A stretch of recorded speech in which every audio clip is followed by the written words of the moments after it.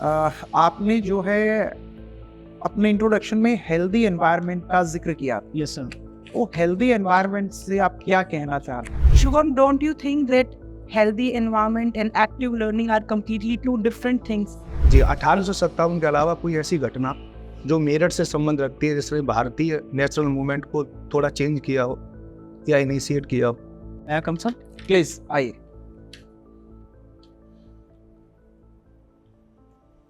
Good morning, all of you, sir. Good morning. Good morning. Good morning, Shubham. Can I sit? जी बिल्कुल बैठिए। Shubham Sharma, Yes, sir. अपना परिचय दीजिए ताकि फिर उसके बाद इस इंटरव्यू की शुरुआत की जा सके। हम आपके बारे में कुछ जानेंगे तो फिर आपके इंटरेस्ट के अकॉर्डिंग कुछ प्रश्न और कुछ डिस्कशन हमारा यहाँ पर आपसे रहेगा। Okay, sir. Sir, as you have gone through my biodata, my name is Shubham Sharma and I am from Meerut. It's my home and native town. Coming to my studies, I have done my schooling from Millennium Public School with having 78% marks in PCM stream. After that, I have completed my graduation, that is Bachelor's in Computer Application from Vidya Institute of Creative Teaching, again having 78% marks. After that, I have completed my diploma in elementary education from District Institute of Education and Training, and right now I'm preparing for my teaching job. And coming to my interest, sir, in my free time, I used to watch news and sometimes I listen to music. If I talk about my strength, sir, my strength lies in creating a positive and healthy environment for children to learn. Also, I'm very dedicated to providing a supportive and nurturing space for children to learn and grow. That is all about me, sir. Would you like to ask more? Shubham, आपने बताया कि आप मेरठ से आते हैं, जी sir. तो मेरठ का स्वतंत्रता संग्राम में क्या योगदान रहा है? कहाँ पर जिक्र आता है मेरठ का? सर बेसिकली जो हमारा इंडिपेंडेंस की जो पहली फाइट थी वो 1857 का जो रिवोल्ट हुआ था, उसका जो रूट था वो मेरठ ही था। यहाँ पर जो हमारा ओगरनाथ का मंदिर है वहीं से ही इसका स्टार्ट बताते हैं। यहीं से जो क्रांति थी, इसकी जो शुरुआत हुई थी वो यहीं से हुई थी। सो यहीं से ही पूरे अक्रॉस द कंट्री जो हमारा पूरा रिवोल्ट जो फैला था वो यहीं से ही फैला था सर। तो शुरुआत किसने की थी? मेरठ में सर। जी sir right now I am unable to recall this sir. चलिए कोई बात नहीं। जैसा आपके बायोडेटा में आपने जिक्र किया है कि आफ्टर इंटरमीडिएट आपने बीसीए किया जी सर। और बीसीए के बाद में आपने डीएलएड किया है। जी सर। तो ये आप जब कंप्यूटर रिलेटेड कोर्स कर रहे थे तो आपको तो उसी फील्ड में कुछ और भी हायर स्टडीज करनी थी, अपनी कुछ और बेहतर करने के बारे में सोचना था, तो फिर आप डीएलएड में कैसे आ गए? एकदम से आपने टर्न ले लिया, ये क्यों रहा? जी सर, मैंने एकदम से कोई टर्न नहीं लिया। एक्चुअली अगर मैंने बीसीए कराया तो इसका ये मोटो नहीं है कि मैं अपने आप को बाउंड करके रखूं कि भाई सिर्फ मुझे कॉर्पोरेट फील्ड में ही जाना है या फिर मुझे सॉफ्टवेयर इंजीनियर ही बनना है। मैं इसको एक एसेट की तरह लेता हूँ। क्यों? क्योंकि जो मैंने ग्रेजुएशन अपनी कंप्यूटर्स में करी है उससे क्या होगा, इस चीज़ का फ़ायदा मैं बच्चों को पढ़ाई में उनको दूंगा bye the means of ICT, bye the means of effective training, bye the means of audio visual ads. इससे क्या होगा, बच्चों का जो ओवरऑल डेवलपमेंट होगा ना वो अच्छे से प्लेस होगा सर। That is why. अच्छा, आईसीटी का आपने भी जिक्र किया है, यस सर। तो एनसीईआरटी की ओर से या फिर सीबीएसई की ओर से, केवीएस की ओर से जो आईसीटी को लेकर के कुछ इनिशिएटिव्स पिछले कुछ समय में लिए गए हैं आफ्टर एनईपी 2020, यस सर। तो कौन से वो इनिशिएटिव्स हैं? सर इनिशिएटिव तो जो अभी करंट में जो लिए गए हैं वो यही है कि हमें एनईपी में क्या है, हमें आईसीटी का ज़्यादा से ज़्यादा यूज़ करना है बच्चों को पढ़ाते टाइम पे, by the means of audio visual aids, by the means of some videos, by the means of role plays, by the means of communication. इससे क्या होगा कि बच्चों का जो होता है हमारा होलिस्टिक डेवलपमेंट होगा। वो इसलिए होगा सर क्योंकि जब हम आईसीटी का यूज़ करेंगे ना अपनी पढ़ाई के अंदर, तो जो उसका इफेक्ट है ना वो बच्चे के ऊपर काफ़ी लॉन्ग टाइम के लिए रहता है। और बच्चा जब देख के सीखता है, लर्निंग बाय डूइंग के अगर हम जिक्र करें इसमें, तो जब बच्चा देख के चीज़ों को सीखेगा तो उस चीज़ का जो इम्पैक्ट उसके माइंड में पड़ेगा वो लॉन्ग लास्टिंग होगा सर। और जो हमारी बच्चों की जो स्टडीज़ या फिर जो हमारी एजुकेशन हम बच्चों को दे रहे हैं वो इफेक्टिवली आगे बढ़ेगी और बच्चा अपनी लाइफ में बहुत सारे स्किल्स को सीखेगा सर। That is why. आपने जो है अपने इंट्रोडक्शन में हेल्दी एनवायरनमेंट का जिक्र किया। Yes sir.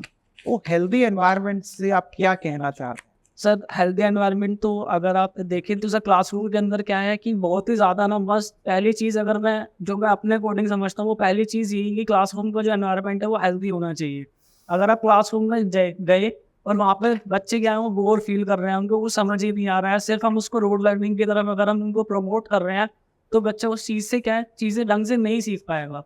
तो सबसे पहली चीज़ जो हमें करनी है, हमें क्लास का जो माहौल है उसको कैसा बनाना है, एक्टिव लर्निंग करानी है हमें, ताकि जो क्लास में पहले बेंच पे बैठा हुआ बच्चा और जो बच्चा पीछे लास्ट बेंच पे बैठा है वो पूरी क्लास हमारी एक्टिवली होकर क्या करे, एंगेज करे क्लासरूम के अंदर और चीज़ों को अपने तरीके से सीखे।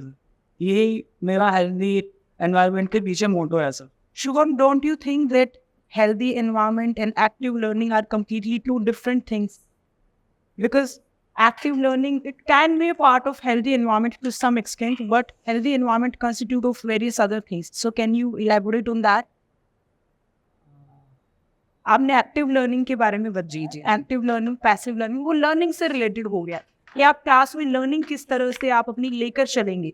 You know engage all the students very actively. Yes ma'am, yes. So what is healthy environment? According to me मैं तो हेल्थी इन्वायरमेंट इसी को ही मानता हूँ, क्योंकि क्लासरूम में अगर सभी एक्टिवली पार्टिसिपेट कर रहे हैं, क्लासरूम का माहौल एक इस तरीके से है कि कोई भी बच्चा वहाँ पे बोर फील नहीं कर रहा है, या सपोज कोई हमें बच्चा ऐसा दिख रहा है कि हम उसमें लूपहोल फाइंड आउट कर रहे हैं कि बच्चा क्लास में ठीक से काम नहीं कर पा रहा है, तो हमें सबसे पहले क्या करेंगे, उसको एक एनवायरनमेंट ऐसा create You are involved in active learning with your students, right? Yes, ma'am, And yes. two of the students, they engage into a fight. They have a quarrel, conflict with each other, and one of them gets injured. So would that be a healthy environment? No ma'am. Whereas your teaching is going in an active mode. Yes ma'am, yes So would you say कि वो healthy environment मैं है? तो बिल्कुल भी healthy environment नहीं होगा, क्योंकि अगर दो कॉन्फ्लिक्ट्स हो गए क्लास के बीच में तो हेल्दी एनवायरनमेंट तो वो कहाँ ही रहेंगे। लेकिन मैम बीइंग अ टीचर, हाँ, वही मेरा आपसे प्रश्न था कि हेल्दी एनवायरनमेंट के अंदर और क्या क्या चीजें होती हैं apart from the learning. Ma'am यही सब चीज़ें जो आपने, जैसे कि एक चीज़ आपने बताई है कि जो ये कॉन्फ्लिक्ट्स हैं, ये सब चीज़ें क्लासरूम के अंदर नहीं होने चाहिए, क्योंकि छोटे बच्चे हैं वो क्या करते हैं, मेरे किसी ने रबड़ चुरा ली है, मेरी किसी ने पेंसिल चुरा ली है, तो ये सब चीज़ों का जो माहौल है क्लासरूम के अंदर ये चीज़ नहीं होनी चाहिए। मैं भी इस चीज़ के आप All right, Shubham. As I can see, you have done a certificate in software engineering. Yes, ma'am. So you have a very good, background related to computers. Yes ma'am, Suppose you get posted in a very remote area. Yes ma'am, वहाँ पर आपको कोई भी computer related कोई भी service आपको नहीं मिलती है, ठीक है? Then how will you enrich the learning experience of the students? Because as you have mentioned in your biodata that with the help of ICT used in the classroom, you will be giving a real kind of experience, a very enriching learning experience to the students. But you do not get that kind of environment.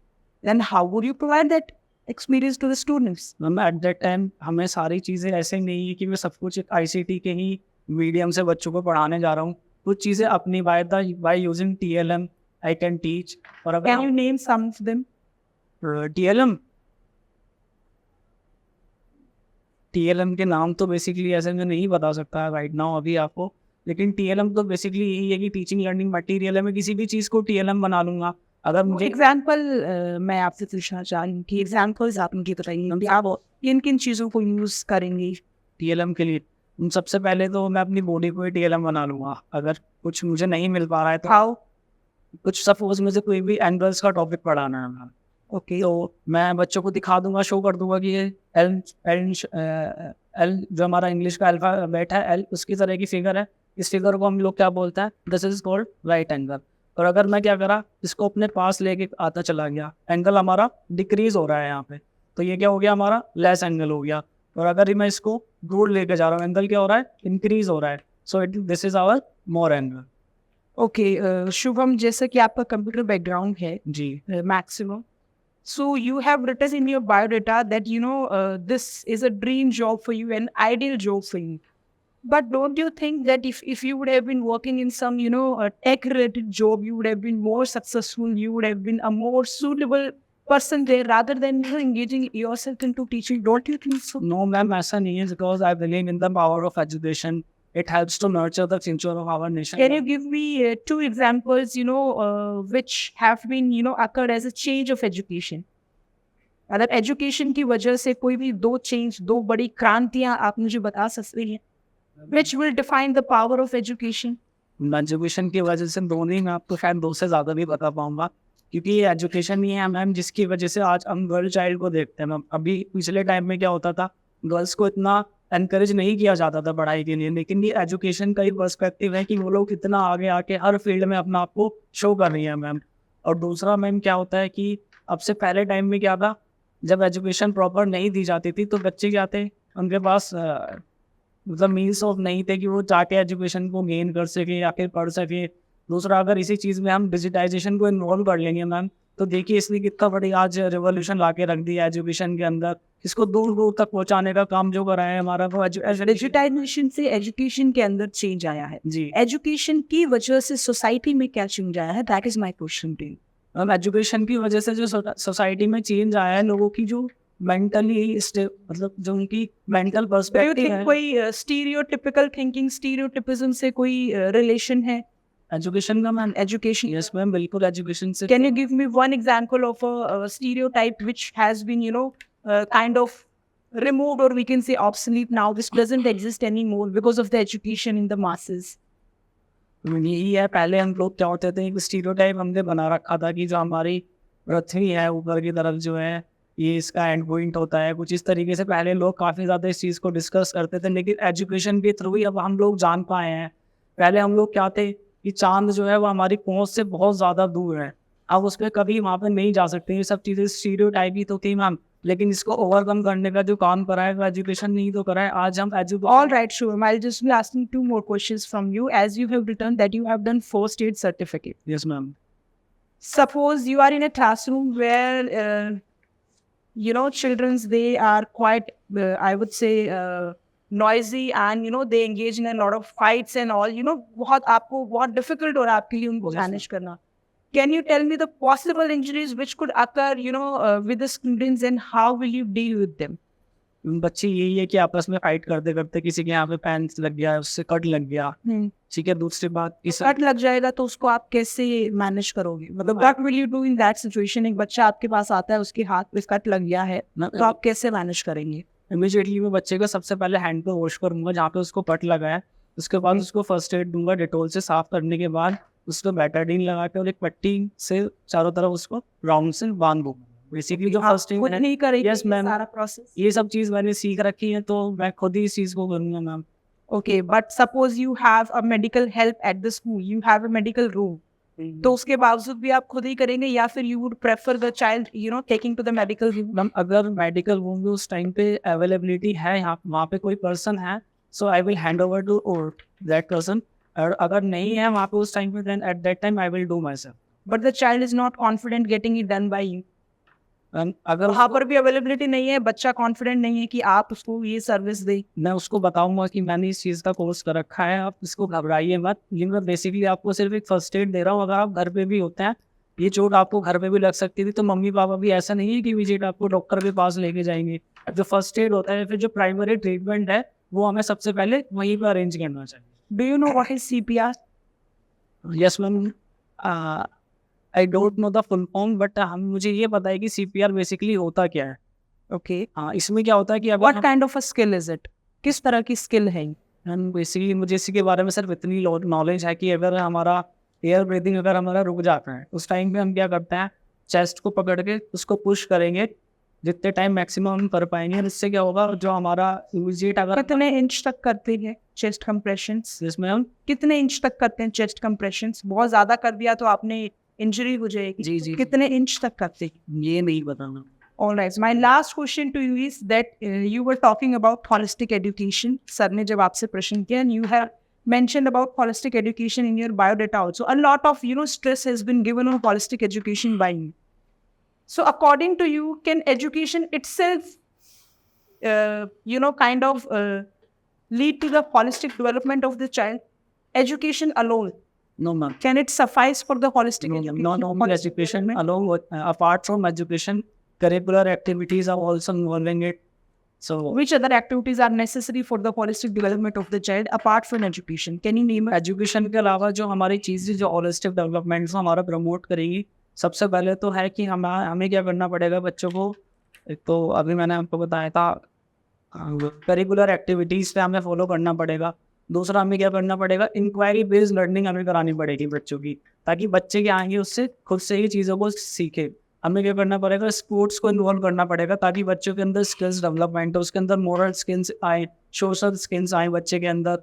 और बच्चे के अंदर critical thinking जो है, ये सारी चीज़ों का डेवलपमेंट बच्चे के अंदर हो। अगर यही सारी चीज़ें बच्चे के अंदर डेवलप्ड होंगी तो बच्चों का जो हमारा क्या बोलते हैं ये होलिस्टिक डेवलपमेंट होगा वो जल्दी से जल्दी हो। You have some knowledge about the KVS culture. Yes ma'am. Are you aware about the primary level structure at KVS? जो मुझे बेसिक नॉलेज है उसके अकॉर्डिंग जो KVS इस्टेब्लिश हुआ था वो 15 दिसंबर 1976 को, and first when it was established it was name as central My school. question is कि जो प्राइमरी लेवल का जो विंग है KVS का, वहाँ का स्ट्रक्चर किस तरह का है, किस तरह की वैल्यूएशन टेक्निक्स हैं वहाँ पर, किस तरह की बेसिकली लर्निंग उनको इम्पार्ट करने के लिए KVS की एक कमेटी भी है जो कि फर्दर रिकमेंडेशंस देती रहती हैं। तो स्ट्रक्चर के बारे में आप अवेयर? यस मैम, मुझे थोड़ा बहुत स्ट्रक्चर के बारे में जानकारी है। जैसे कि जो KVS का अप्रोच है वो हमारा क्या है, मल्टी कल्चर अप्रोच को हमारा प्राइमरी लेवल पे या फिर अगर हम लेटर ऑन पे फॉलो करता है हमारा जो KV कल्चर है। क्योंकि हमारे इस प्राइमरी विंग में क्या होता है, बच्चे डिफरेंट बैकग्राउंड से हैं। वहाँ पे एक SC ST का बच्चा भी पढ़ता है, वहाँ पे एक जनरल कास्ट का बच्चा भी पढ़ता है और वहाँ पे हमारे OBC के बच्चे भी पढ़ते हैं। तो जो ये बैरियर यहाँ पर कल्चर को लेके आता है वो KV ने बिल्कुल ख़त्म करके रख दिया। एक यूनिफॉर्मिटी हमें वहाँ पे देखने को मिलती है। एंड बाकी अगर आप देखेंगे वहाँ पे डिसिप्लिन को लेके KV जो है बहुत ज़्यादा वर्क कर रहा है अक्रॉस द इंडिया। अगर आप कहीं भी जाके देखेंगे हमारे यूपी में भी सेम ड्रेस मिलेगी और हमारे लास्ट पॉइंट में अगर हम जाके देखें तमिलनाडु में या चेन्नई में, वहाँ पे भी जो KV कल्चर की जो ड्रेसेस है ना वो सारी की सारी सेम मिलेंगी। जितने भी हमारे कल्चरल इवेंट्स होते हैं या जो भी चीज़ हमें KV से हमें इंस्ट्रक्शन दिए जाते हैं वो ऑल ओवर द इंडिया यानी कि पैन इंडिया में जो है उसी डेट को सेम टाइम पे सेम सारी चीज़ें बिल्कुल ऐसी ही होगी जैसे ऑलराइट, होगी। आपने इंक्लूजन का जिक्र किया। मेरा आपसे क्वेश्चन है कि आफ्टर 2020 के बाद में फिर आपने आगे कोई भी किसी भी तरीके की एजुकेशनल क्वालिफिकेशन के अंदर बढ़ोतरी नहीं की है? क्या रीज़न है कि 2020 के बाद में आपने आगे कोई भी डिग्री डिप्लोमा करने का नहीं सोचा? सर ऐसा है कि मैं after 2020 I am preparing for teaching exams और मुझे लगता है कि जो चीज़ें मैंने अभी कर रखी हैं अभी के हिसाब से मैं अपने रिक्वायरमेंट्स जो हैं ऑर्गेनाइजेशन के हिसाब से फुलफिल कर लेता हूँ। सो अगर मुझे चांस मिलेगा if I got selected in KVS then definitely I will do MCA by mode of distance education and then by through departmental modes I can give PGT and TGT computer science exams in KVS also। चलिए, alright. तो आप primary teacher के तौर पे काम करेंगे अभी। जी sir. अगर आप सिलेक्ट होते हैं जी सर। तो आपको ही क्यों सिलेक्ट किया जाए प्राइमरी टीचर के तौर पर? सर मेरा सेलेक्ट करने का बेसिकली यही रीज़न है कि I am very passionate about teaching sir. और सर अगर आपके पास पैशन है किसी काम को करने का और अगर आपके पास स्किल्स हैं तो डेफिनेटली सर मेरे पास स्किल्स हैं इससे रिलेटेड कुछ जैसे कि I use child centred approach in my teaching, I use ICT in my teaching, I teach children by the means of active learning, by the means of role play, by telling story to the children। So ये सब चीज़ें अगर मैं class में involve करूँगा अपनी studies के अंदर बच्चों को एजुकेशन देते टाइम अगर मैं इन्हीं सब चीज़ों को इन्वॉल्व करूँगा तो बच्चे क्या होंगे इससे एक्टिवली चीज़ों को ज़्यादा अच्छे से सीख पाएंगे सर। अच्छा, आप हिंदी का कोई भी टॉपिक पढ़ा रहे हैं जी सर। तो उस टॉपिक को आप स्टोरी टेलिंग के थ्रू कैसे पढ़ाएंगे? Sir I have to give demos। बिल्कुल। ओके, सुप्रभात क्लास। सुप्रभात सर, कैसे हैं आप सभी लोग? हम अच्छे हैं। Okay, very good. आप लोग की आवाज़ बहुत कम आ रही है। क्या आप लोग ब्रेकफास्ट नहीं करके आए हैं क्या आज? अच्छा करके आए हैं, चलो तो ठीक है। लेकिन अभी तो आवाज़ कम ठीक है, लेकिन अब ना मुझे आपकी आवाज़ थोड़ी लाउडर चाहिए। ओके, आज हम आपको पता है क्या पढ़ने वाले हैं? Today I will tell you a story. Okay, I will teach a poem in front of you. Okay, so you all are ready? You all are excited? Yes. Very Yes, good. sir. Okay, but before starting that, tell me what is the date today? क्या date है आज बताएंगे आप? 26 November 2023. And in which class we are studying? We are studying in class first. Okay, and what is the subject? Our subject is Hindi. Okay, अच्छा class. अच्छा ये बताइए आप सभी लोगों ने आप सभी लोगों ने कौन कौन से जानवर देखे हैं आप बताएंगे मुझे?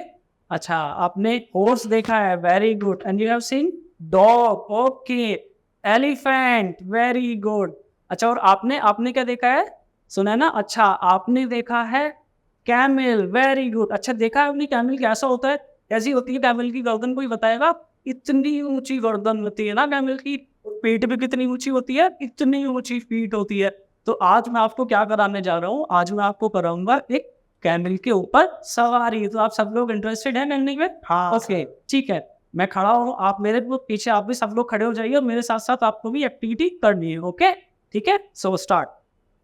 ऊँट चला भाई, ऊँट चला, तो चला चला भाई ऊँट चला, हिलकर डुलकर ऊँट चला, हिलकर कर डुलकर ऊँट चला, ऊंची गर्दन ऊंची पीठ, ऊँची गर्दन ऊंची पीठ, पीठ हिलाकर ऊँट चला, पीठ उठाकर ऊँट ऊँट चला। बालू है तो होने दो, बोझ ऊँट को ढोने दो। Alright Shubham, thank you. Thank you sir, thank you sir. Take your seat. जिश शुभम शर्मा, आप मेरठ से हैं और वहाँ से 1857 का विद्रोह शुरू हुआ था। इससे अलावा एक आध कोई ऐसी घटना बता सकते हैं जहाँ मेरठ का आज़ादी के जो स्वतंत्रता संग्राम था उसमें बहुत ही ज़्यादा कुछ रोल प्ले किया हो? मेरठ के अलावा जी, 1857 के अलावा कोई ऐसी घटना जो मेरठ से संबंध रखती है, जिसमें भारतीय नेशनल मूवमेंट को थोड़ा चेंज किया हो या इनिशिएट किया हो? 1857 के अलावा तो ऐसी कोई घटना मुझे अभी याद नहीं आ रही है सर। ओके, तो आपने जैसे बताया कि आप BCA किए हुए हैं, ये बताइए जो टेक्नोलॉजी होती है वो बच्चों पर नेगेटिव भी इम्पैक्ट डाल रही है और पॉजिटिव भी, तो कुछ नेगेटिव इम्पैक्ट बताइए कि जिससे हमारी सोशल जो स्ट्रक्चर है ना उसमें थोड़ा चेंजिंग आ रहा है और बच्चे के सोचने के तरीके में भी थोड़ा चेंज आ रहा है। इस सर एक्चुअली जो हमारी टेक्नोलॉजी है इसमें कई बार ऐसा होता है कि बच्चों को नहीं पता होता हमें कितनी डीप नॉलेज लेनी है या नहीं लेनी है, क्योंकि टेक्नोलॉजी के मीडियम से ना एक पूरा का पूरा वहाँ पे एक समुद्र है इसका नॉलेज का। तो कई बार बच्चा क्या होता है उन चीज़ों में फंस के रह जाता है जो उसके काम की नहीं होती है। दूसरी चीज़ ये है कि इसके टेक्नोलॉजी की हेल्प से बच्चा क्या होता है चीज़ों को ऐसी को सीख रहा होता है जो उसके काम की नहीं होती है, और कई बार वो नेगेटिव थिंग्स की तरफ ना शिफ्ट कर जाता है। इसका एक तो टाइम लिमिट नहीं होती सर इसके अंदर। बच्चा क्या हुआ यहाँ पे गया, इसे चीज़ें अच्छी लग रही है तो वो क्या करे जा रहा है बार बार और ज़्यादा इन्वॉल्व हुआ जा रहा है चीज़ों के अंदर, उन चीज़ों को तक भी पहुँच जाता है जो उससे स्टडीज से बाहर की चीज़ें हैं जो फिर अभी उस एज में बच्चे को नहीं गेन करनी चाहिए। उन सब की चीज़ों के बारे में भी ना बच्चा पहले से ही जान लेता है। क्या इसका हमारा सोशल स्ट्रक्चर में कुछ बदलाव आ रहा है? टेक्नोलॉजी से जी हाँ। सर बिल्कुल सर, सोशल स्ट्रक्चर तो हमारा काफ़ी चेंज हो रहा है टेक्नोलॉजी की वजह से, और दोनों ही इसकी इम्पैक्ट। जैसे कोई एग्जाम्पल दीजिए। जैसे सर एक तो एग्जांपल मैंने अभी बताया था कि जो हमारे टेक्नोलॉजी की वजह से जो आप एजुकेशन है वो घर के एक दो छोटे से गांव तक में भी अपना एजुकेशन की पहुंच बन गई है by the main of technology sir. क्योंकि पहले क्या होता था जब टेक्नोलॉजी नहीं थी तो हम लोग इतना ज़्यादा पढ़ाई को ना एक मतलब एक कंजस्टेड होकर रह गई, जो हमारा स्टडी का स्ट्रक्चर था वो इतनी दूर तक नहीं पहुँच पा रहा था। लेकिन आज के टाइम में अगर हम देखें तो ये दूर दूर तक फैलता हुआ हमें दिखेगा। हम यहाँ पे बैठ के भी ना कहीं भी अपनी एजुकेशन को दे सकते हैं by the means of Google Meet, by the means of Zoom TV. Okay, मैं ये जानना चाहता था सोशल स्ट्रक्चर होता है हमारा, एक सामाजिक संरचना होती है, जैसे परिवार है, आपसी रिश्ते हैं, उसमें किस तरह से इम्पैक्ट डाल रही है टेक्नोलॉजी? सर टेक्नोलॉजी उसमें अच्छे इम्पैक्ट भी डाल रही है, और कई अगर देखें तो उसके कुछ दुष्परिणाम में हमें देखने को मिल रहा है। क्योंकि इसकी वजह से क्या होता है कि हम लोग ना जो बच्चे भी हैं बड़े भी हैं समाज से ना एक दूर होते जा रहे हैं। जो पहले होता था कि बच्चे इतना टाइम देते थे अपने पेरेंट्स के साथ, अपने ग्रैंडफादर्स के साथ लोग खेलते थे, पहले कहानियाँ सुनाई जाती थी, बच्चों को नई नई चीज़ों के बारे में बताया जाता था। चाहते हैं ग्रैंडफादर जो होते थे या फिर ग्रैंड पेरेंट्स जिसके भी होते थे वो बच्चों को साथ लेके चीज़ों के बारे में बताते थे, उनका एनवायरनमेंट से रूबरू कराते थे। लेकिन अगर आप ये सारी चीज़ें देखें तो आज के टाइम में ये सब चीज़ें कहीं ना कहीं चली। अच्छा शुभम, मैं इन बिटवीन सिर्फ एक बात आपसे पूछना चाहूँगा, और ये आपने PTM का जिक्र किया है, तो PTM की इम्पोर्टेंस क्या है? आपको लगता है कि PTM होनी ही चाहिए? बिल्कुल सर, पेटीएम क्या है, एक हमारा ओपन कम्युनिकेशन चैनल है between parents and the teachers, और ये एक बहुत पॉजिटिव इम्पैक्ट डालती है सर। इससे क्या होता है कि हम बच्चे की असेसमेंट्स ना टीचर्स जो होता है बच्चे की असेसमेंट को उनके पेरेंट्स को बता सकते हैं, उनके लूप होल्स के बारे में बच्चों के लूप होल्स के बारे में एक तो पेरेंट्स को जानकारी दी जाती है bye the means of PTM, बच्चे किस किस फील्ड में अच्छा कर रहा है, इसको अवेयर करने के लिए हम मतलब पेरेंट्स को उससे अवेयर करने के लिए पेटीएम के मीन से उनको उसके बारे में जानकारी देते हैं। और बच्चे को किस जगह पे और ज़्यादा मेहनत की ज़रूरत है, ये सब सारी की जितनी भी चीज़ें हैं ये हम पेटीएम के थ्रू ही पेरेंट्स तक कन्वे कर सकते हैं। Okay, okay sir. अच्छा, भारत सरकार ने डिजिटल शिक्षा के लिए बहुत सारे इनिशिएटिव लिए हैं, उनमें से कुछ इनिशिएटिव के बारे में बताइए। डिजिटल शिक्षा के लिए इनिशिएटिव सोसाइटी मुझे मतलब इनिशिएटिव तो यही है कि डिजिटल शिक्षा को एक तरीके से ना हर जगह ना उन्होंने इन्वॉल्व करके रख दिया है, ताकि बच्चों के ऊपर उस पर ग्रेट इम्पैक्ट पड़े, बच्चा चीज़ों को अच्छे से सीखे। कोई भारत सरकार इनिशिएटिव लिया हो, कोई नाम, जैसे कि ई विद्या होती है, स्वयं है। So right now मैंने वो दो रिकॉर्ड बस ओके गुड। ओके सो ये जो बच्चों को जैसे पीआईटी में अब हुए आप, तो आप छोटे बच्चों को पढ़ाओगे 1 to 5 वालों को, इन बच्चों को इस अंतर्राष्ट्रीय घटनाक्रम से कैसे अवेयर करोगे? ये जो घटनाएं हो रही हैं आज इधर उधर, जैसे आतंकवादी घटनाएं होती है, हमास वगैरह है, इन बच्चों को इसके बारे में थोड़ा सा नॉलेज होना चाहिए, लेकिन कैसे करोगे? सब बच्चों को इसके बारे में सबसे अच्छा तरीका जो मेरे अकॉर्डिंग होगा वो बच्चे को स्टोरी टेलिंग के थ्रू ही होगा, ताकि हम बच्चों को बताएं कि जैसे हमास एक आतंकी संगठन, तो बच्चों की स्टोरी क्रिएट करके दिखाई जाए कि देखो बच्चों ये आतंकी संगठन है, ये क्या करता है, बुरा काम करता है, इसलिए क्या करा, दूसरे देश पर अटैक कर दिया। रोल प्ले के थ्रू भी किया जा सकता है। यस सर, रोल प्ले तो बहुत अच्छा मेथड होगा सर इसके लिए। जानते हैं आप रोल प्ले के बारे में? Yes sir. तो कभी आपको कोई मौका मिला, कभी केवी में कोई फेस्ट है वहाँ पर आपको मौका मिला, तो आप लीड करेंगे रोल प्ले रिलेटेड एक्टिविटीज के लिए, बच्चों को गाइड करेंगे? बिल्कुल सर, इसलिए तो बहुत अच्छा मेथड होता है बच्चों को रोल प्ले से बच्चे ज़्यादा अच्छे से सीखते हैं। समझना। वन लास्ट क्वेश्चन, अगर आप किसी क्लास में एंटर करते हैं और बच्चे ये चाहते हैं कि सर आज मूड नहीं है मेरा पढ़ने का, और उसमें एक ही बच्चा कहता है मूड नहीं है, लेकिन बाकी सारे बच्चे भी बोलने लग जाते हैं नहीं हमारा ही मूड नहीं कर रहा, हम भी नहीं पढ़ेंगे, उस सिचुएशन को कैसे एंटर करोगे आप? सिचुएशन को टैकल करने के लिए यही तरीका है कि हम बच्चों को ना गेम में लर्निंग सिखा दें। हम उनसे कहें कि चलो ठीक है आज आप सभी लोगों का मन नहीं है पढ़ने का, चलो ठीक है, हम बहुत क्या करते हैं एक गेम प्ले करते हैं, ओके।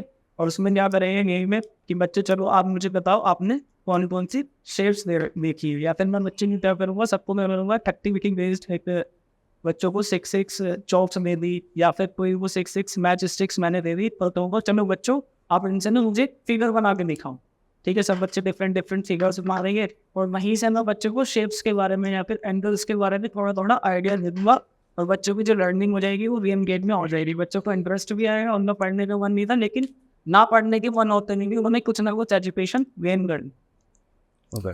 ठीक है। शुभम, मैं आपसे ये पूछना चाहूँगा कि जैसे एक आप क्लास में पढ़ाने जाते हैं बच्चे को, तो आपका जो लेक्चर है बहुत बढ़िया जा रहा है, आप अच्छे से जो आपने TLM बोला वो यूज़ कर रहे हैं, अपनी जो टीचिंग जो भी आपकी स्किल्स हैं वो भी अच्छे से यूज़ कर रहे हैं, लेकिन एक सेट ऑफ ग्रुप है मतलब 3-4 बच्चों का, तो मतलब वो ना उसका पढ़ाई में मन लग रहा है, ना वो कुछ समझ पाया है, बहुत डल है, मतलब ऐसा भी नहीं है शोर शराबा कर रहा है, शरारत कर रहा है, वैसा भी नहीं है, बहुत डल है। तो आप उस सिचुएशन से कैसे डील करेंगे, या आप उनको इग्नोर करेंगे, या अलग से मतलब क्या आपका स्टेप रहेगा after the class? Sir being a teacher मेरा जो पर्सपेक्टिव रहेगा वो यही रहेगा कि मेरी क्लास में जो सारे बच्चे हैं वो पूरी तरीके से पार्टिसिपेट करें लर्निंग गेम को, और अगर कोई ऐसा सेट ऑफ ग्रुप्स मुझे मिलेगा तो मैं सबसे पहले ना उसका रूट कोज फाइंड आउट करूँ कि बच्चे किस वजह से शैतानियाँ कर रहे हैं, उनका मन क्यों नहीं है। या तो ऐसा तो नहीं है कहीं वो बच्चा क्लास में नीचे बैठा हो तो उसको जो हमारा ब्लैक बोर्ड है वो पूरी तरह से विजिबल नहीं हो, ऐसा भी हो सकता है। दूसरा, अगर वो ऐसा है तो मैं बच्चों की सीट जो है वो चेंज करके अपने पास ही सामने रखेंगे। दूसरा, अगर वो ग्रुप में बैठे हैं बच्चे और मतलब 2 या 3 लोगों का ग्रुप अपने बना रखा है, तो सबसे पहले क्या करूँगा, बच्चों को ना अलग अलग पोजीशन पे प्लेस कर दूँगा, ठीक है। तो इस वजह से क्या होगा, बच्चों का दिमाग जो होगा वो मेरी तरफ भी मतलब वो मेरे सामने रहेंगी पहली बात तो अगर वो शैतानी करेंगे तो थोड़ा उनका भी ध्यान रहेगा। What if they become more anti towards you? Then how will you handle? Ma'am ऐसा तो नहीं है कि अगर वो बच्चे को क्लास में अगर अलग Because we have seen instances. Yes ma'am. So what if they become, more jealous, more anti towards you? तो फिर आप कैसे हैंडल करें? मैं उनको उनके ग्रुप को अलग करने से, बिकॉज डेफिनेटली जब एक ग्रुप फॉर्म होता है तो ग्रुप के साथ में कनेक्टिविटी जो है वो एक इमोशनल लेवल पर भी होती है, तो आप उसको अलग कर देंगे, so they might get more jealous of you, they might get more anti towards you. तो आप ऐसी सिचुएशन को कैसे हैंडल करेंगे? सिचुएशन को हैंडल करने का जो तरीका Because your solution might backfire you also. इसमें वैसे हो भी सकता है जैसे कि हम बता रहे हैं, बट उस सिचुएशन को टैकल करने के लिए ये मैं उनको फिर जाके बच्चे से एक मेंटली थोड़ा उनको प्रिपेयर करूँगा कि भाई देखो बच्चे जो ये चीज़ें चल रही है इस टाइम ये पढ़ने का समय है, तो आप लोगों को ज़रा फोकस होकर इनके ऊपर पढ़ना चाहिए। ठीक है, बच्चे को एक गुड चिल्ड्रन और एक बैड चिल्ड्रन का कंसेप्ट होता है मैम। तो बच्चे को अगर हम ये चीज़ें उनको उनके सामने अगर हम बताते हैं तो बच्चा इससे ना थोड़ा अपने ऊपर लेकर जाता है इस चीज़ के ऊपर, अरे बच्चों ये क्या होती है हमारी क्लासरूम में, क्या क्या गुड एक्टिविटीज़ हैं, क्या क्या बैड एक्टिविटीज़ हैं। तो बच्चों को अगर उनके बारे में पहले से थोड़ा अवेयर करा देंगे ना, क्या बच्चों को आप क्लासीफाई कर सकते हो गुड चिल्ड्रन और बैड चिल्ड्रन? एक्टिविटीज़ के बेसिस पे हम बच्चों को बता सकते हैं कि देखो बच्चों जो अच्छे बच्चे होते हैं वो क्या क्या एक्टिविटीज़ करते हैं, वो क्लास में एक तो शोर नहीं मचाते हैं, दूसरा जब टीचर क्लास में पढ़ा रहा होता है तो उनका ध्यान सिर्फ वहाँ पे होना चाहिए, पढ़ाई में होना चाहिए, हमें क्या करना चाहिए पढ़ाते टाइम किसी से बात नहीं करनी चाहिए। तो ये सारी चीज़ें अगर ये भी बता सकते हैं कि अगर कोई बच्चा ये सब काम कर रहा है तो उसको किस में कंसिडर किया जाएगा, वो एक बैड चाइल्ड होगा। तो क्या आप लोग आप क्लास के अंदर पढ़ा रहे हैं और आपका फोन बजता है, बहुत इंपॉर्टेंट कॉल है, आपको अटेंड करनी ही पड़ती है, तो आप क्लास के बीच में आप उसको अटेंड कर रहे हैं, आपने करनी कॉल अटेंड, तो वहाँ पर बच्चों के सामने आप एक फिर बैड टीचर साबित नहीं हो जाएंगे। आप बच्चों को बोल रहे हैं कि पढ़ाई चल रही है तो उस टाइम पर बातें नहीं करनी है, तो you will be in a category of bad children. तो ऐसी सिचुएशन आपके सामने आ जाती है, ऐसा एक इंसिडेंट हो जाता है, फिर बच्चे जो हैं आप जब उनको नेक्स्ट टाइम बोलते हो, जब वो बातचीत करते हैं आपस में क्लास में, न्यूसेंस क्रिएट करते हैं कि अच्छे बच्चे ऐसा नहीं करते, then one of the student might say to you कि सर आप भी तो फोन आता है तब क्लास के बीच में बात कर लेते, then how will you handle such kind of incident? Ma'am उस टाइम पर मैं बच्चों को यही समझाऊंगा कि बेटा कुछ ये इम्पोर्टेंट फोन थी, तो ऐसे टाइम पे जब हमें इमरजेंसी सिचुएशन होती है हमारे साथ अराइज, तो हमें क्या करना है, कॉल लेनी पड़ती है, और ये एक बैड इंस्टेंस में नहीं आता। शोर बचाना, क्लास में टीचर को डिस्टर्ब करना, गलत चीज़ें करना, वो एक अलग चीज़ है। अगर हम क्लास में फ़ोन उठा रहे हैं, फ़ोन पे अगर बहुत ज़्यादा इंपॉर्टेंट है या फिर कोई सीरियस कॉल है जो हमें लेनी ही लेनी है, तो सिर्फ वो उसको उठा के उसको हम एक बैड कंडीशन में नहीं रख सकते हैं। क्यों? कई बार आप लोगों के साथ भी हो जाता है ना, जब आपकी तबीयत ख़राब होती है तो घर से क्या होता है, हमें भी तो यहाँ से आपको स्कूल से भेजना पड़ता है ना घर पे, आपका भी तो लेक्चर बीच में से हम लोग आपको भेजते हैं ना घर पे, तो वो क्या वो बैड बॉय की या फिर एक बैड चाइल्ड की कैटेगरी में आता नहीं। तो हम इस तरीके से हम बच्चों को समझा देंगे कि ये एक हमारी बैड कैटेगरी है, कोई उसमें नहीं है। अच्छा शुभम, ये आपने कंप्यूटर से किया हुआ है, तो कंप्यूटर की फुल फॉर्म आप बता पाएंगे? Yes, sir. A computer is an electronic machine which takes us input, process it, and then gives us sound. ठीक है, तो आपने अभी यहाँ पर जैसे जो मेंशन किया है कि आपने BCE किया हुआ है, Yes, sir. राइट? सो BCE में आपने कंप्यूटर एजुकेशन से किया हुआ है, तो इसके साथ साथ आपके और क्या सब्जेक्ट्स रहे थे? सर BCA में हमने बेसिकली एलिमेंट्री मैथ्स पढ़ी है सर, ओके और उसके अंदर हमने ऑर्गेनाइजेशन बिहेवियर भी पढ़ा है, ओके, अकाउंटिंग भी एक सेमेस्टर में हमारी रही है सर। ठीक है, बाकी इसके अलावा और वो सब्जेक्ट्स जो थे वो पूरा कंप्यूटर बैकग्राउंड से थे, जस्ट लाइक C++ का ठीक। कंसेप्ट था, DBMS था सर, क्वेरीज थी, ठीक तो है। ये सारी की सीरीज ये सब। एलिमेंट्री मैथमेटिक्स से आप क्या समझते हैं?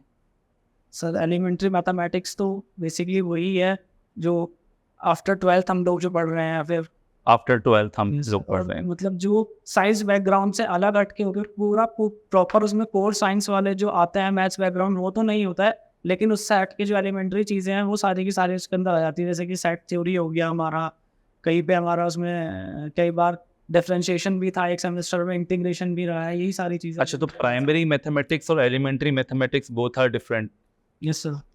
ओके, प्राइमरी मैथमेटिक्स में क्या क्या टॉपिक्स आते हैं? Primary so mathematics primary mathematics में बेसिक टॉपिक्स हमारे कवर होते हैं, जिसमें कि एडिशन हो गया, सब्ट्रैक्शन हो गया, डिवीजन हो गया, मल्टीप्लिकेशन ठीक है। हो गया, knowledge of shapes and angles हो गया सर, पैटर्न्स के बारे में बच्चों को बताना हो गया, and sir place value and face value का बच्चों को थोड़ा थोड़ा अंदाजा कराना। ठीक है। यही एलिमेंट। कोई ऐसा आप TLM बता सकते हैं जिसकी सहायता से, जिसकी मदद से आप बच्चों को प्लेस वैल्यू फेस वैल्यू समझा सकें? By the help of TLM sir. जी, राइट नाउ मैंने इसके ऐसा कोई TLM मैंने पढ़ा नहीं है, इसके बारे में मुझे अभी नॉलेज नहीं है, लेकिन हाँ मैं इसको कर सकता हूँ एक बार पढ़ के या फिर देख के।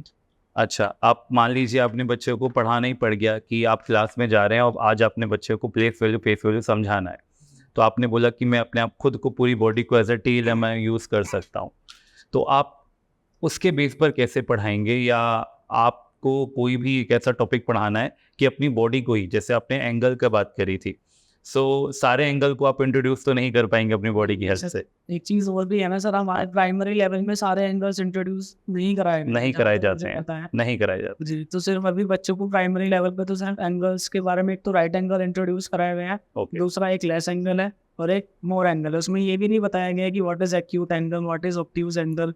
तो सर अगर मुझे एंगल टॉपिक पढ़ाना है और अपनी बॉडी को एज अ TLM उनके सामने प्रोजेक्ट करना है तो मैं इस टॉपिक को इजीली करा सकता हूँ।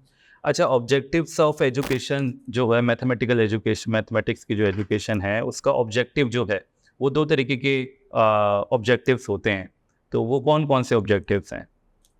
दो तरह के ऑब्जेक्टिव, एक तो बच्चों को बेसिकली नंबर्स की नॉलेज हो जाए, वो देख के बता सके कि कौन सा नंबर हमारा ये है। उनके पास थोड़ा पैटर्न्स उनको समझने आ जाने चाहिए। उनको सिमेट्री की नॉलेज, बेसिकली जो बेसिक नॉलेज है सिमेट्री की, वो बच्चे गेन कर लें, वो शेप्स को पहचानना सीख लें। यही हमारे कुछ ऑब्जेक्टिव्स हैं मैथमेटिक्स के primary level. Narrow aim of teaching से आप क्या समझते हैं? Sir narrow aim of teaching वही है कि जिसमें हम बच्चे को जो चीज़ें पढ़ा रहे हैं उसकी कोई एम हम लोग क्या है अचीव नहीं कर पाए। ठीक है। बाला के बारे में आपने सुना होगा, बाला एक कंसेप्ट है, BALA। ठीक है, thank you so much. Shubham, सब काफ़ी अच्छा रहा। कुछ सजेशन है आपके लिए। सबसे पहले तो जो इंग्लिश टर्म है उनको आप थोड़ा सा ज़्यादा यूज़ करें, कोशिश करें कि जो अंग्रेजी शब्द हैं उनका आप इस्तेमाल ज़्यादा कर पाएँ। हाँ बिल्कुल। और जो आपकी ड्रेस है ये सही है, बट आप इसको थोड़ा और बेहतर कर लेंगे तो जो पैनल आपके सामने होगा उस पर एक अच्छा प्रभाव जाएगा। आप कोशिश करें कि जो आपके सॉक्स हैं वो डार्क कलर की हों। ठीक है सर। और जो आपकी ड्रेस है ये ऐसा लग रहा है कि बहुत ज़्यादा फिट है, लाइक फंसी हुई है। ठीक है, तो आप कोशिश करें कि थोड़ा और कंफर्टेबल ड्रेस आप लें। ठीक है सर। और कई बार होता है कि हमारे पास में जो ड्रेस होती है हम सोचते हैं यही पहन लेते हैं, लेकिन इंटरव्यू हमारी ज़िंदगी का बहुत खास दिन होता है। Yes definitely. तो आप ऐसा ना करें, भले एक ड्रेस आपको बनवानी भी पड़े तो बनवा लें, कंफर्टेबल ड्रेस आपकी होनी चाहिए। टेक रिलेटेड, टेक्नोलॉजी रिलेटेड भी आप इंफॉर्मेशन रखते हैं, बट जो TLM वाला सेक्शन है वहाँ पर आप वीक हैं। आपको सिर्फ पता है कि TLM है, लेकिन TLM के अंदर क्या होता है वो आप थोड़ा सा ना वहाँ पर वीक हैं। इस पर आप काम जरूर करें। आंसर आप कॉन्फिडेंस के साथ में दे रहे हैं, कुछ भी आपसे पूछा जाता है तो आप घबराते नहीं हैं, हेजिटेट नहीं होते हैं। अपने लेवल पर जो भी आपको पता है आप बताते हैं, नहीं पता है तो आप मना करते हैं। ये एक अच्छी चीज़ है। बस मेरी ओर से यही था। So Thank you. right, Shubham. So moving on to your feedback, what I observed was आपने introduction से अपनी शुरुआत की. After telling about your educational qualifications, you moved on to your interest. तो उससे ज़्यादा बेटर रहेगा कि आप अपने एजुकेशन क्वालिफिकेशंस के बाद में आपके जो स्पेशल अचीवमेंट्स है वो आप बताइए. You take your interests and hobbies towards the end, वो आप थोड़ा सा एंड में रखिए. इनिशियली आप जो आपकी स्पेशल अचीवमेंट्स है, कोई भी अवार्ड्स हैं, स्ट्रेंथ्स हैं, उनके बारे में आप थोड़ा ज़्यादा फोकस कीजिए. फिर इसके बाद जैसे मैंने आपसे KVS के एजुकेशन स्ट्रक्चर के बारे में पूछा, लेकिन वहाँ पर आप KVS के कल्चर के बारे में बताने लग गए. कहने का मतलब कि आपसे जो पूछा है आप उसी का आंसर दीजिए. नहीं पता तो जस्ट से कि नहीं पता है. इधर उधर की वेबसाइट आप एक बार ज़रूर विजिट कर लीजिएगा, that is more important. Plus जैसे सर ने आपसे सोशल स्ट्रक्चर के अंदर चेंजेस को लेकर आपसे क्वेश्चन किया, तो सोशल स्ट्रक्चर के अंदर जब आपसे इनिशियली क्वेश्चन किया तो you were again answering from the periphery, चीज़ें आप बता रहे थे. बट सर ने जब थोड़ा फैमिली को किस तरह से इम्पैक्ट किया तब आप थोड़ा सा आंसर आप सही देने लगे. तो अगर आपको लगता है कि क्वेश्चन जो है वो सफिशिएंट इनफ आपको नहीं लग रहा है या आपको समझ नहीं आ रहा है कि आप उसके अंदर क्या आंसर दे सकते हैं, तो आप आज पूछ सकते हैं कि आप थोड़ा सा मेरे को इलेबोरेट करके आप बता दीजिए कि what are you expecting out of me to answer. फिर इसके अलावा जब आपने अपना पोएम आपने सिखानी शुरू की तो थोड़ा सा आप शिवर कर रहे थे, थोड़ा सा आप एंग्शियस थे कहीं ना कहीं. तो आप डेमो टीचिंग जो है प्रैक्टिस कीजिए जितनी आप कर सकते हैं. You have to be comfortable. आपको जब एक बार बोल दिया कि this is the classroom and you are the teacher, so you are the leading person, तो आपको एकदम कंफर्टेबल होना है।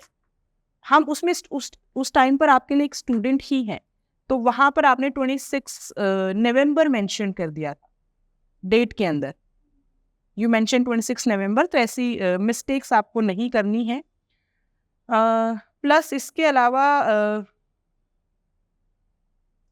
क्वेश्चन जब आपसे पूछा गया तो यूजुअली आपको थोड़ा सा क्वेश्चन को पूरा सुनने का पूरा समय लेना है, और थोड़ा सा जब आप रिस्पोंड कर रहे हैं तो आपको उसमें भी थोड़ा सा आप समय लीजिए, बहुत जल्दबाजी मत कीजिए बिल्कुल भी। So that's all from my side. Welcome. Shubham, सबसे पहले तो आपका जो कॉन्फिडेंस लेवल है वो थोड़ा अच्छा लगा, और बॉडी की मूवमेंट भी थोड़ी थोड़ी अच्छी थी, लेकिन जैसे सर ने बताया कि जो आपका लोअर पार्ट जो मूव कर रहा था वो थोड़ा सा ऑकवर्ड लग रहा था, यानी ऐसा लग रहा था कि आंखों को चुभ रहा है। तो जब भी आप बात किया करें तो पता है, जितना भी पैनल बैठा हुआ है सबसे थोड़ा सा आई कांटेक्ट रखा करें। शुरुआत में आपने एक ही तरफ आई कांटेक्ट रखा हुआ था, तो सभी लोगों को नहीं देख पा रहे थे आप। और बाकी जो सबसे बड़ी बात लगी कि जो क्वेश्चन हम पूछते हैं, तो क्वेश्चन में आप सोचा करो कि क्वेश्चन पूछा क्या गया है। जैसे मैंने हमास के बारे में पूछा, तो आपने हमास के एक्टिविटीज़ के बारे में बताया, कि आपने ये नहीं बताया कि हमास क्या है, आप तो बस आतंकवादी संगठन है कि, और फिर उसने अभी भी रिसेंटली ये हमास के बारे में नहीं कि हमास क्या एक्ट कर रहा है। जब क्वेश्चन है कि क्या है तो क्या बता रहा है, वो क्यों चर्चा में है, तब ये सारी चीज़ें बता सकते हो, ये सारी चीज़ें हैं। और दूसरा जो आपकी जो आपने डेमो टीचिंग दी वो काफ़ी अच्छी थी, और आपने जो जेस्चर पोस्चर का यूज़ किया वो ठीक है, और बाकी जो मैंने आपको बताया है उस पर आप थोड़ा सा ध्यान रखेंगे तो सिलेक्शन होगा आपका, और निश्चित होगा। और KVS के बारे में आप थोड़ा सा नॉलेज अच्छी तरह से, यानी उसमें डाउट नहीं होना चाहिए कि KVS का पूरा नाम तुम सोच रहे थे कि पहले इसको क्या कहते थे, वो नहीं सोचना है। कि जिसमें आप जा रहे हो उसके बारे में तो आपको पूरी नॉलेज होनी चाहिए, बहुत ही बेहतरीन नॉलेज होनी चाहिए। आपको ये भी पता होना चाहिए कि KVS की स्थापना आखिर हुई क्यों, और ये भी सही है कि इंग्लिश के थोड़े वर्ड ज़्यादा यूज़ करेंगे तो और ज़्यादा थोड़ा अच्छा लगेगा। और बहुत सारे आंसर आप इंग्लिश में दे सकते हैं, जब आप इंग्लिश में आंसर दे सकते हैं, कंफर्टेबल है, आप इंग्लिश में आंसर दिया करें, तो कोई उसमें कोई प्रॉब्लम नहीं है। बाकी सब ठीक था। अच्छा, इसमें ना आपने एक पॉइंट मेंशन किया हुआ था, I have some knowledge about KV culture. तो वो आपकी सम जो नॉलेज है ना, वो फिर वो सम ही दिखती है। तो आप उसको मेंशन ही इस तरीके से करिए कि इंटरव्यू अगर वो पढ़ता है ना तो उसको लगे कि हाँ उसको नॉलेज है, और आपको भी नॉलेज उस तरीके से एक्वायर करनी है ना। उसको सम मेंशन ही मत करिए आप, ठीक है। या लिखिए कि I have knowledge about kiwi, right, इस तरीके से आप कह सकते हैं। कल्चर अगर मेंशन ना करना चाहें तो कर सकते हैं। दूसरा ये पॉइंट था कि आपने पोएम्स के साथ जो एक्शंस थे वो यूज़ किए, वो काफ़ी अच्छे थे।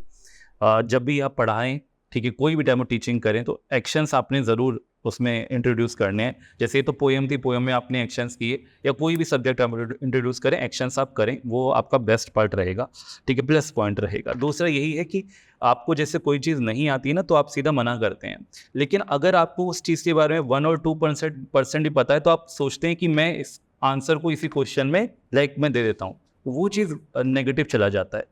जैसे और कुछ चीज़ें हैं, बहुत बेसिक चीज़ें हैं, जैसे मैंने अभी आपसे नैरो टीचिंग पूछा या बाला पूछा या मैंने कुछ भी पूछा, तो ये बहुत बेसिक चीज़ें हैं। हमेशा एक कैंडिडेट से ये एक्सपेक्ट किया जाता है कि वो तो इनके आंसर करेगा ही करेगा, है ना। If you are going to be a KV teacher, तो आप उन पर थोड़ा सा और ध्यान दो, फोकस करो। पेडागोजी जो है बेसिकली वो पार्ट आपका थोड़ा सा यहाँ पर वीक है, ठीक है, क्योंकि बेसिक पॉइंट्स हैं, इनकी नॉलेज आपको होनी चाहिए।